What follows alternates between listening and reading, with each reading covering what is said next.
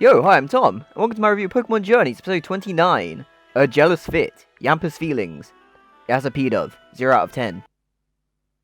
Okay, jokes aside, off the bat, I'll say I loved this episode. It starts during a regular day off, with Koharu confronting her mother just basing a character off of her. An injured P-Dove was flying away from something, and it hit Koharu's window. Yamper brings it to her family and they take it into their care. At the lab, Ash is doing his usual training, Go is looking for his Sobble, and of course they find it by following the crying Pokemon. Ash gets Dragonite to hug it, to stop it, which is the cutest thing ever. Oh my god. Okay, so again, the Sakuragi family is taking care of P-Dove, and the Pokemon go kinda nuts, until P-Dove finds a nice seat on Yamper's butt.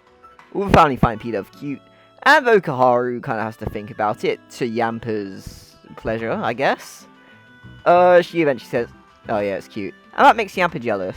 In Koharu's room, P-Dove gets excited at the drawing Koharu's mum drew, with the frizzy hair. And Yamper just feels sad at seeing it. So the next morning, Yamper acts jealous again, so Sakuragi brings up that it must be due to P-Dove basically becoming the baby of the family. After Koharu's day at school, she gets to the lab, meets the Pokemon. Ash and Go come out because Yamper's doing this barking when P-Dove lands on her shoulder, and Sakuragi just tells them about Yamper's jealousy. And, you know, Koharu finds it to be a pain.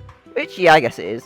We get backstory from when Koharu was an only child. The Sakuragis were gifted Yamper from someone in Galar, and she felt that it was taking attention away from her. She even yelled at Renji, which is pretty funny to be honest. Ash asks how they became friends, and Sakuragi says she yelled at it one night and told it to go away, and the night it did leave, she went out looking for it. And it saved her from Venonats, and after that, it only slept in Koharu's room and ate what she put out, as a new bond was formed between them. And, you know, maybe it was overprotective or something. Yamper starts barking again as Ephira attacks. P-Dove remembers it attacking it earlier. Yamper gives P-Dove to Koharu and steps up to fight. Koharu orders Yamper to attack after Sakuragi mentions their bonds, taking down Firo. P-Dove's trainer arrives to pick up P-Dove, and then though Sota is sad, Koharu is surprisingly the one to step up to mention that P-Dove is happy with its trainer. That evening, Koharu has a book written by her father about what people and Pokemon can do to live in a peaceful world together. Koharu remembers her dad's words about her and Yamper's bond, and calls him cool, because you know what? Professor Dad, you're pretty cool. So Koharu has sort of always been the most interesting character in the show to me, and she's been quite distant from Pokemon, and this episode documents a growth as she gets closer to them. The discussion with the book at the end seems to maybe tease a goal for her. What can she do to make the Pokemon world a better place? And while I hate P-Dove, here is more of a plot device to further Koharu and the Yampers relationship, than itself being the focus of the episode. It's just a really great character piece and I wholly recommend it.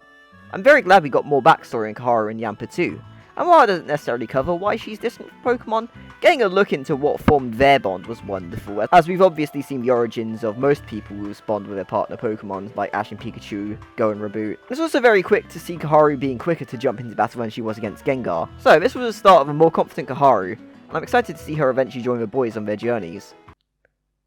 Oh yeah, the boys are in this episode. Sobble is cute.